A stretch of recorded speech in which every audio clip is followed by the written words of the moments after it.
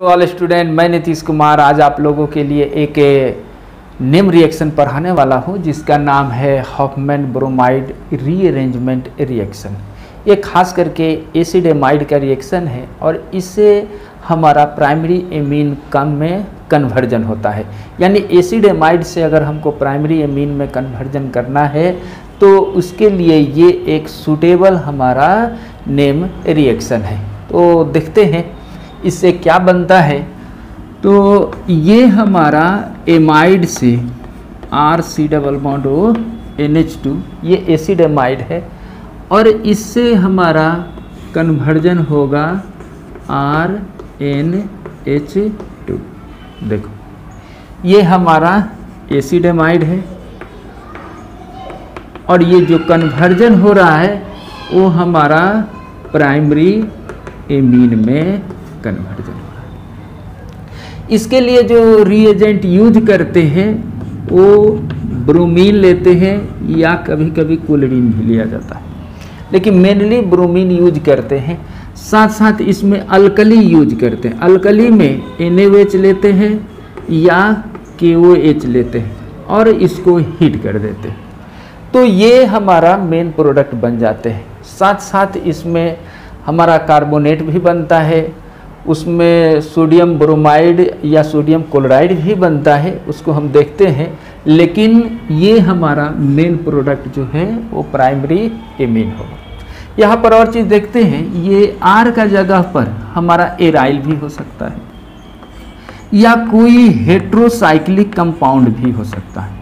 Heterocyclic compound भी हो सकता है। तो यहाँ पर भी अगर एराइल यहाँ रखेंगे तो ये भी एराइल होगा। यहाँ पर अगर हेट्रोसाइक्लिक कंपाउंड है तो ये भी हेट्रोसाइक्लिक कंपाउंड का फॉर्मेशन होगा। जैसे इसकी एक एग्जांपल देखते हैं। देखो अगर हम यहाँ पर एसिटामाइड ले लें CH3CONH2 और यहाँ पर ब्रोमीन ले और यहाँ पर अल्कली ले NaOH और इसको हीट कर दिया जाता है, तो ये हमारा किस में कन्वर्ट हो जाएगा? CH3NH2। ये तो प्राइमरी एमीन मिथाइल एमीन में। ये CO जो होते हैं वो कार्बोनेट के रूप में चेंज होते हैं, तो Na2CO3 लिखते हैं। ओके, और ये ब्रोमीन सोडियम का साल्ट बनता है, तो 2 ब्रोमीन है तो 2NaBr लिख देते हैं। ओके, और बाकी जो बचते हैं वो हमारा वाटर होते हैं। तो यहाँ पर बहुत ज़्यादा क्वेश्चन ये पूछा जाता है कि NaOH के कितने मोलेकुल्स या मोल यूज होंगे। तो देखो यहाँ पर 2 सोडियम, यहाँ पर भी 2 सोडियम, 4 सोडियम, और ये 4 सोडियम जो है ये इसी से सोर्स है, तो ये हमारा 4 NaOH बनेगा। ये बैलेंस इक्वेशन। तो 1 मोलेकुल्स के करस्पॉन्डिंग हमको 4 मोलेकुल्स क्या चाहिए? बेस चाहिए। और ये हमारा CO जो है वो किस फॉर्म में निकलेगा? कार्बोनेट के फॉर्म में निकलेगा। और ये एक कार्बन जो है वो हमारा मेन प्रोडक्ट से क्या हो गया? कम हो गया। यानी ये जो इसमें जो कार्बन की नंबर है वो लेस देन 1 फ्रॉम रिएक्टेंट या सबस्ट्रेट को। इसीलिए इस रिएक्शन को डिग्रेडेशन भी बोलते हैं, क्योंकि कार्बन की नंबर क्या हो गया? कम हो गया। तो कभी कभी इसको हॉफमैन ब्रोमाइड रीअरेंजमेंट रिएक्शन के जगह पर हॉफमैन ब्रोमाइड डिग्रेडेशन रिएक्शन भी लिखते हैं। डिग्रेडेशन का मतलब क्या है कि जो प्रोडक्ट में नंबर ऑफ कार्बन जो है उनकी रिएक्टेंट के रिस्पेक्ट में एक कम हो जाएगी, तो ये हो गया हॉफमैन ब्रोमाइड डिग्रेडेशन रिएक्शन। यहाँ पर अगर हम कोई भी एरोमेटिक कंपाउंड ले लो, NH2, ठीक, सेम टू सेम ये Br2 4 NaOH या KOH भी ले सकते हो, हीट कर दो तो ये हमारा क्या बनेगा? बेंजीन जैसा है वैसा तो रहेगा ही, और NH2 ये एनिलीन बन गया। और ये सोडियम कार्बोनेट हमारा बाई प्रोडक्ट में NaBr भी बाई प्रोडक्ट में और वाटर भी बाई प्रोडक्ट में निकलेगा। ठीक है, तो पहले इसको नोट करते हैं, फिर देखते हैं आगे मैकेनिज्म इसकी मैकेनिज्म पर बात करते हैं। इसकी मैकेनिज्म पर तो देखो मीडियम इसकी क्या है, इसकी मीडियम जो है वो बेसिक है। तो इससे जो सोर्स जो आएगा वो हमारा OH माइनस आएगा, OH माइनस आएगा। और इसे देखें RC double bond O NH2 इस तरह से। ठीक, इसको मैकेनिज्म का स्टेप 1 मान लो। और इसमें अल्कली जैसे डालेंगे तो OH माइनस करेगा क्या, तो इसके हाइड्रोजन पर हिट करेगा, क्योंकि अगर ये कार्बन ऑयल कार्बन पर हिट करेगा टेट्राहेड्रल इंटरमीडिएट बनाएगा, बैक होगा तो ये फिर यही वापस आ जाएगा, क्योंकि NH2 जो है माइनस वो हमारा स्ट्रॉन्ग बेस है रादर देन OH का, इसलिए यहाँ पर ये हिट न करके ये यहाँ पर करेगा, यानी इसके हाइड्रोजन को ये क्या करेगा, एक्सेप्ट करेगा।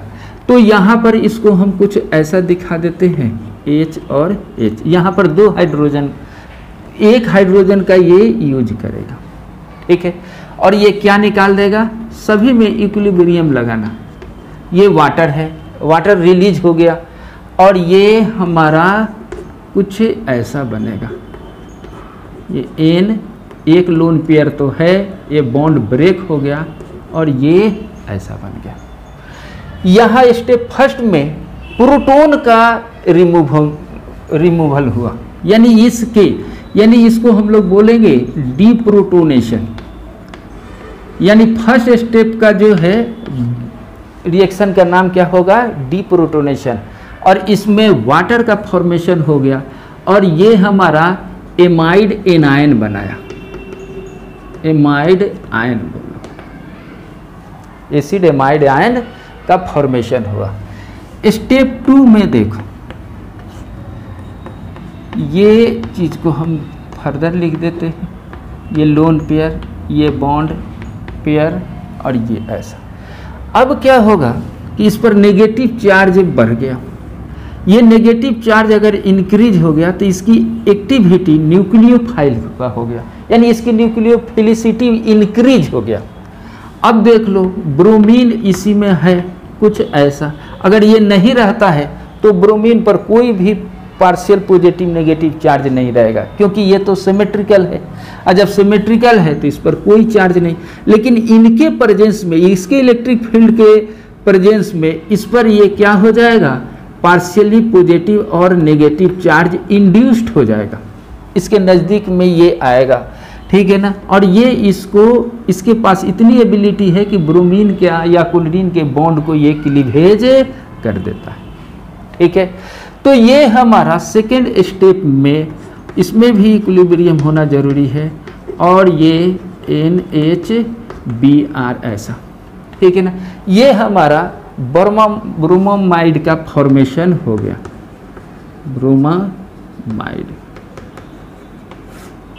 सेकेंड स्टेप में ब्रोमोमाइड फॉर्मेशन हो गया। अब देख लो एक Br है, एक H और है, तो यहाँ पर एक H का तो यूज हो चुका है, ये सेकेंड H का यूज फर्दर होगा। यहाँ पर मीडियम क्या है, बेसिक है, फिर ये हाइड्रोजन को एक्सेप्ट कर लेगा।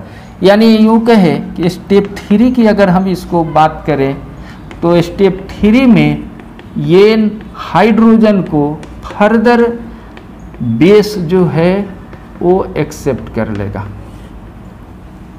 और फिर से ये डीप्रोटोनेटेड होकर वाटर क्या कर देगा, रिमूव कर देगा। ठीक, यानी ये दूसरा हाइड्रोजन इसका रिमूव हुआ, पहला तो ये और सेकेंड वाला ये याद रखना है कि इसमें दूसरे वाले भी रिमूव हो गए।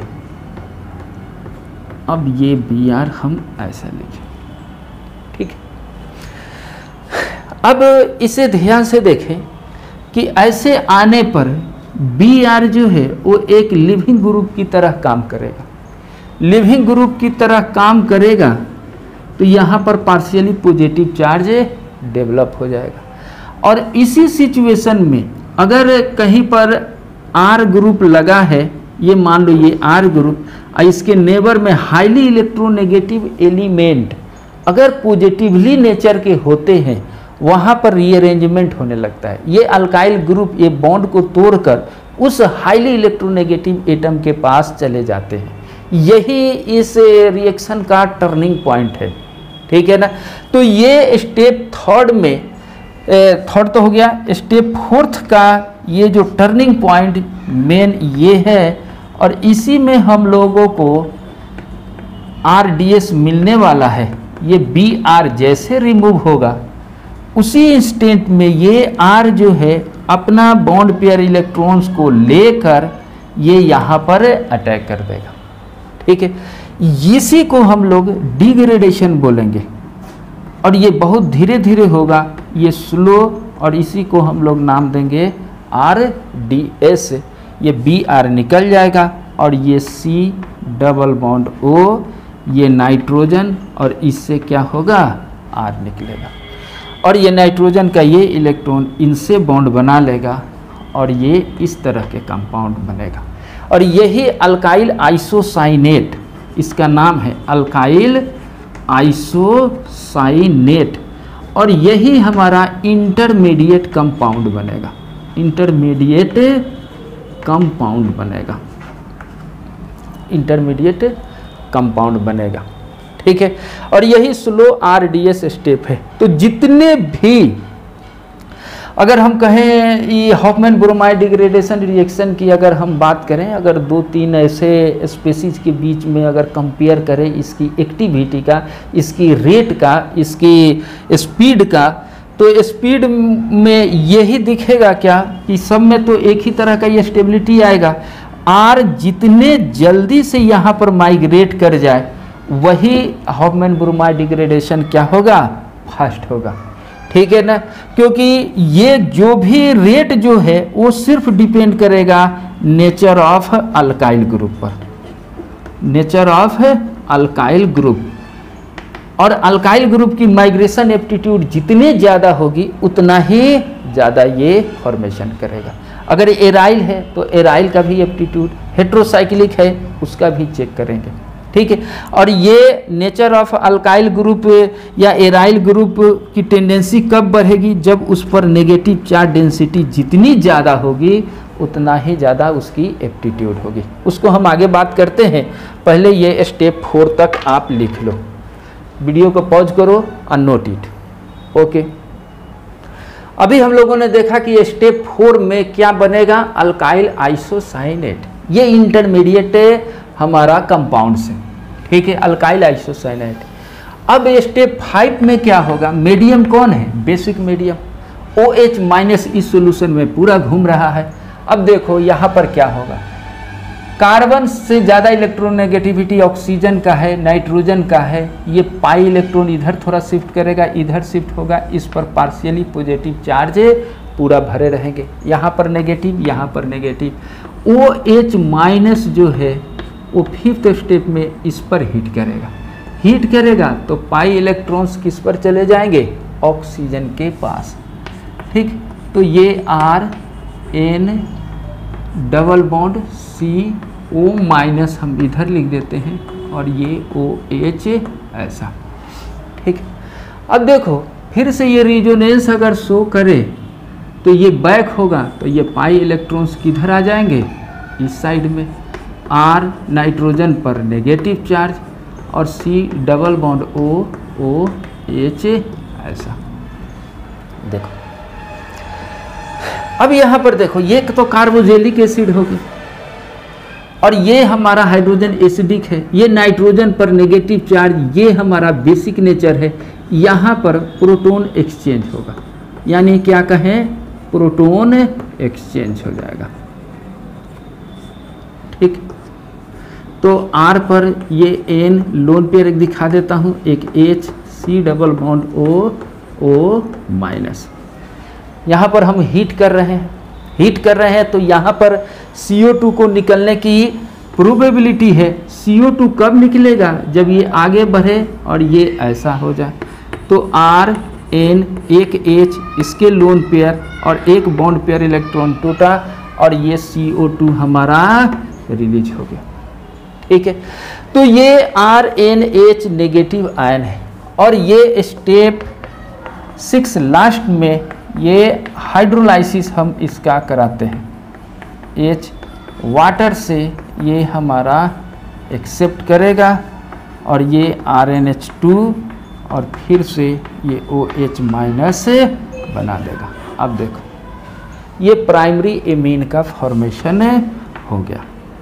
यानी कितने जगह पर अगर मैं ऐसा लिख दूं कि RNC डबल बॉन्ड को हाइड्रोलाइसिस करा दिया जाए बेसिक मीडियम में, तो ये हमारा RNH2 और CO2 रिलीज हो जाएगा। ऐसे लिख दे सकते हैं।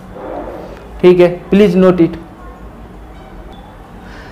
अब देखो कि इसमें रिलीज क्या हुआ, रिलीज हुआ कार्बन डाइऑक्साइड।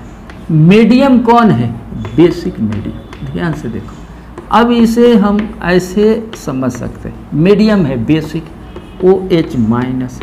अब इस पर हिट करके ऐसे लिख दें, ये क्या बन सकता है HCO3 माइनस। ठीक है ना, ये हमारा कार्बोनिक एसिड का कंजुगेट है, कार्बोनिक एनायन, और ये खुद में क्या है एसिड। ये H आयन रिलीज करके किस में कन्वर्ट हो जाएगा, कार्बोनेट आयन में। ये रिजोनेंस से स्टेबलाइज होगा, इक्विलिब्रियम राइट साइड में शिफ्ट होगा और मैक्सिमम हमारा क्या होगा, कार्बोनेट आयन का फॉर्मेशन होगा। इसीलिए CO2 का जो फाइनल प्रोडक्ट जो होता है वो हमारा क्या होता है, कार्बोनेट आयन आता है। तो नोट में कहीं पर लिख दें कि CO जो है वो किस में कन्वर्ट होता है, CO2, और फिर CO2 फाइनल प्रोडक्ट जो होता है वो किस में कन्वर्ट हो जाता है, कार्बोनेट आयन में।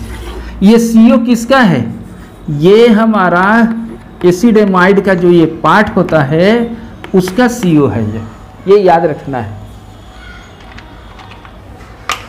ठीक है, पहले इसको अब नोट करो, प्लीज नोट इट। तो अभी हम लोगों ने देखा कि एमाइड जो है वो किस में कन्वर्ट होता है। तो फिर से एक बार हम लोग बात करते हैं RC डबल बॉन्ड ONH2, ये पार्ट CO किस में कन्वर्ट होगा, कार्बोनेट में। ठीक है, तो CO3 माइनस 2 हो गया। ओके, ये R और ये आपस में क्या हो जाएंगे, अटैच हो जाएंगे। ठीक, और इसके लिए मीडियम हमको क्या चाहिए, Br2 चाहिए, 4 मोलिकुल्स हमारा NaOH और KOH चाहिए और ये हीट करना है। तो ये CO3 किस में कन्वर्ट हो जाएगा, Na2CO3, और प्लस इसमें Br जो है O2NaBr में कन्वर्ट हो जाएगा और 2 मोलिकुल्स हमारा वाटर के फॉर्म में रिलीज हो गए। यही इसकी मेन यूनिट है। कुछ प्रैक्टिस करते हैं। अब देखो, अगर मैं यूँ कह दूँ कि RC डबल बॉन्ड ONH, यहाँ पर CH3 लिखें, यानी N सब्स्टिट्यूटेड एमाइड, और डू का मतलब होता है ये सभी रिएजेंट। क्या ये रिएक्शन होगा क्या? तो अभी मैकेनिज्म में हम लोग देखें कि ये पूरे रिएक्शन होने पर यहाँ पर 2 हाइड्रोजन का यूज हुआ था। इसका अर्थ ये है कि अगर एक हाइड्रोजन अगर है उसके जगह पर कोई भी अल्काइल एराइल ग्रुप है, ठीक है ना, वो हमारा रिएक्शन नहीं देगा। यानी हम कह सकते हैं कि N substituted amide does not give Hoffmann bromide reaction, HBr इसको शॉर्ट में भी बोलते हैं। ये N सब्स्टिट्यूटेड एमाइड कभी भी हॉफमैन ब्रोमाइड रिएक्शन नहीं दे सकता है। एक हो या हाइड्रोजन के जगह पर कोई दूसरा R आ जाए, एराइल आ जाए, हाइड्रोजन 2 होना जरूरी है। ओके, दूसरी बात यहाँ पर देखो कि जब ये डिग्रेडेशन होता है यहाँ से Br रिमूव होता है और ये R जब यहाँ पर आ जाता है, ठीक, और ये क्या बनाता है, आइसोसाइनेट, अल्काइल आइसोसाइनेट। उस समय R की कॉन्फ़िगरेशन में no change into configuration of R के कॉन्फ़िगरेशन में कोई चेंजिंग नहीं होता है, कोई भी चेंजिंग नहीं है। जो कॉन्फ़िगरेशन पहले था सेम टू सेम कॉन्फ़िगरेशन वही रहेगा। जैसे एक एग्जांपल बताता हूँ, इसे देखो। सपोज करो कि ये हमारा एसिडेमाइड, यहाँ पर एराइल मान लो, H मान लो, ये CH3, ये कोई R और S होगा ना, ठीक है ना। ओके, जो भी इसकी कॉन्फ़िगरेशन है, अगर हम इसकी रिएक्शन हम करा दें KOH से, हीट कर दें, तो इसमें तो ये रिलीज हो जाएगा और ये जो प्रोडक्ट जो बनेगा वो वही रहेगा, एराइल H और ये CH3। अगर ये R है तो ये भी R, अगर ये S है तो ये भी क्या होगा, S होगा। यानी कोई कॉन्फ़िगरेशन में चेंजिंग हमारा नहीं होगा, ठीक है ना। Okay, note it. सपोज करो एक मिक्सर लेते हैं एमाइड का, मानो ऐसा लिख दें COONH2, एक मिक्सर लेते हैं और इसे हम दोनों को अंतर करते हैं। अंतर हम मान लो इसमें हम मेटा पोजीशन पर ड्यूटेरियम लगा दें और इसके मेटा पर कुछ नहीं है। यहाँ पर नाइट्रोजन का 14 आइसोटोप ले लें और इसकी 15 आइसोटोप ले लें, यानी इसमें कोई D नहीं है और इसके साथ 15 है और ये ऐसा है, ये मिक्सचर है दोनों। अब क्या करते हैं, इसको हीट करते हैं, हॉफमैन ब्रोमाइड रिएक्शन कराते हैं, HBr रिएक्शन। इसके लिए क्या है, ब्रोमीन लेते हैं, NaOH हम क्या करते हैं, KOH यूज करके हीट करते हैं। तो इसकी जो प्रोडक्ट जो बनती है वो भी मिक्सचर होगा, लेकिन इसमें इम्पोर्टेंट बात यही है कि ये जो बनेगा यही इसका रिलीज हुआ और इसका जो प्रोडक्ट बना उसमें ये आया।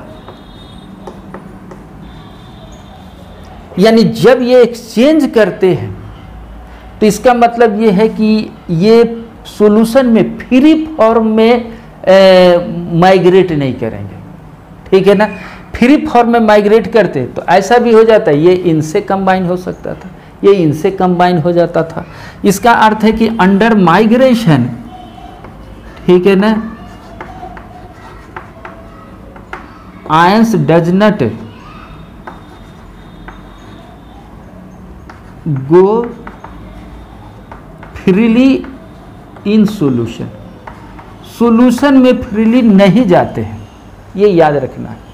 इसका मतलब है कि कोई ना कोई एक ऐसा साइक्लिक इंटरमीडिएट बनता होगा जिसके कारण ये माइग्रेशन सेम टू सेम में होता है। ये सब 2-3 पॉइंट जो है वो खास करके JEE एडवांस के लिए ये जरूरी है, ठीक है ना। Okay, please note it. कुछ रिएक्शन देते हैं, रोड मैप प्रॉब्लम। मानो कुछ हमारे पास N ऐसा है, साइक्लिक एमाइड, ठीक। अगर हम इसकी हाइड्रोलाइसिस करते हैं, बेसिक मीडियम में, तो ये हमारा A बनता है।